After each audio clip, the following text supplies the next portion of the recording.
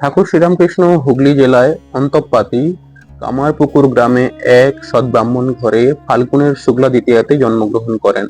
কামারপুকুর গ্রাম জাহানাবাদ আরামবাগ হইতে 4 ক্রোশ পশ্চিমে আর বর্ধমান হইতে 12-13 ক্রোশ দক্ষিণে। ঠাকুর মানব শরীরে 51-52 বৎসর কাল ছিলেন। ঠাকুরের পিতা ক্ষুদিরাম চট্টোপাধ্যায়, তিনি অতি নিষ্ঠাবান ও পরম ভক্ত ছিলেন। মা চন্দ্রমণি দেবী সরলতা ও দয়ার প্রতিমূর্তি ছিলেন।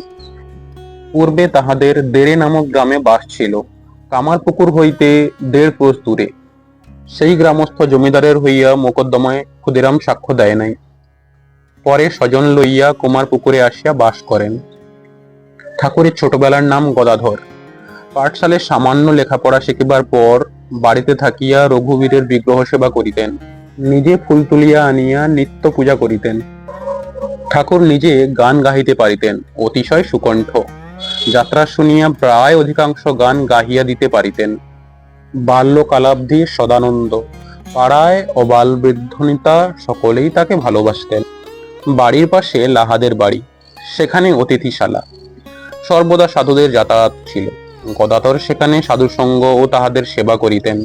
কথকেরা যখন পুরাণ পাঠ করতেন, তখন নিবিষ্ট মনে সমস্ত শুনিতেন। এই রূপে রামায়ণ, মহাভারত, শ্রীমদ্ ভাগবত কথা সমস্ত হৃদয়ঙ্গম করলেন। একদিন মঠ দিয়া বাড়ির নিকটবর্তী গ্রাম অনুরে যাইতেছিলেন।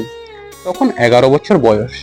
ঠাকুর নিজ মুখে বলিয়াছেন, হঠাৎ তিনি অদ্ভুত জ্যোতি দর্শন করিয়া বাহ্য শূন্য হলেন। লোকেরা বলিল মূর্ছা। ঠাকুরের ভাব সমাধি হইয়াছিল। ক্ষুদিরামের মৃত্যুর পর ঠাকুর জ্যেষ্ঠ ভ্রাতার সঙ্গে কলকাতায় আসিলেন। তখন তাহার বয়স 17-18 হইবে। কলকাতায় কিছুদিন নাথের বাগানে, কিছুদিন ঝামাপুকুর গোবিন্দ চাটুর্যের বাড়িতে থাকিয়া পূজা করিয়া বেড়াইতেন। এই সূত্রে ঝামাপুকুরে মিত্র বাড়িতে কিছুদিন পূজা করিয়াছিলেন। রানী রাসমণি কলকাতা হইতে 2.5 কোশ দূরে দক্ষিণেশ্বরে কালীবাড়ি স্থাপন করিলেন। 1262 সাল 18 জ্যৈষ্ঠ বৃহস্পতিবার স্নানযাত্রার দিন, ইংরেজি 31 মে 1855 খ্রিস্টাব্দ। ঠাকুর শ্রীরামকৃষ্ণের জ্যেষ্ঠ ভ্রাতা পণ্ডিত রামকুমার কালীবাড়িতে প্রথম পূজারী নিযুক্ত হইলেন। ঠাকুরও মাঝে মাঝে কলকাতা হইতে আসিতেন ও কিছুদিন পরে নিজে পূজাকর্মে যুক্ত হইলেন। তখন তাহার বয়স 21-22 হইবে। মধ্যম ভ্রাতা রামেশ্বরও মাঝে মাঝে কালীবাড়িতে পূজা করিতেন।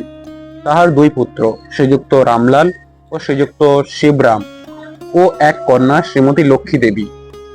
কয়েকদিন পূজা করতে করতে শ্রীরামকৃষ্ণের মনের অবস্থা আরেক রকম হইল।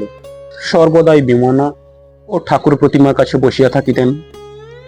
আত্মীয়েরা এই সময় তাহার বিবাহ দিলেন। ভাবিলেন বিবাহ হইলে হয়তো অবস্থান্তর হইতে পারে।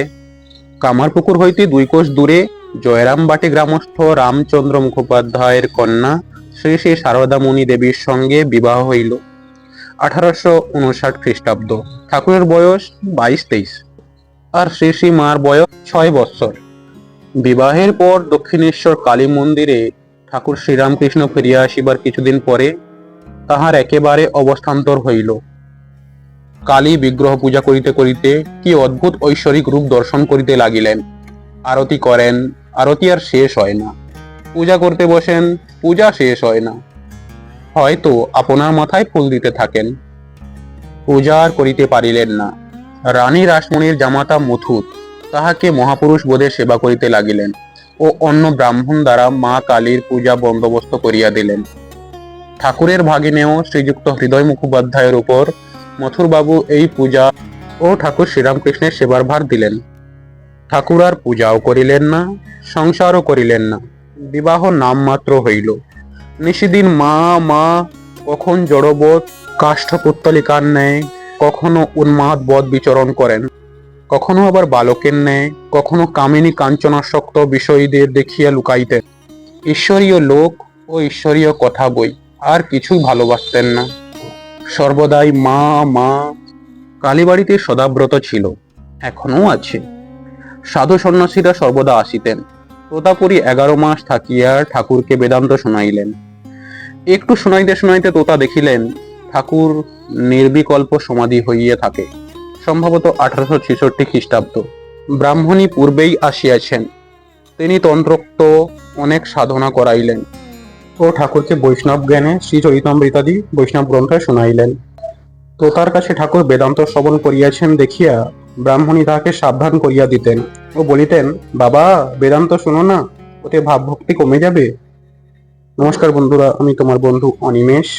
তো আজকে আমি শোনালাম তোমাকে শ্রীরামকৃষ্ণ কথামৃত। নিয়ে আসবো আবার অন্য একটা পর্ব নেক্সট এপিসোডে। টিল দেন সবাই খুব ভালো থাকো, সুস্থ থাকো, সুখে থাকো, আর প্লিজ আমাকে সাপোর্ট করে দাও। আমি ভিডিওটা আর বড় করছি না, তাই টাটা, বাই বাই।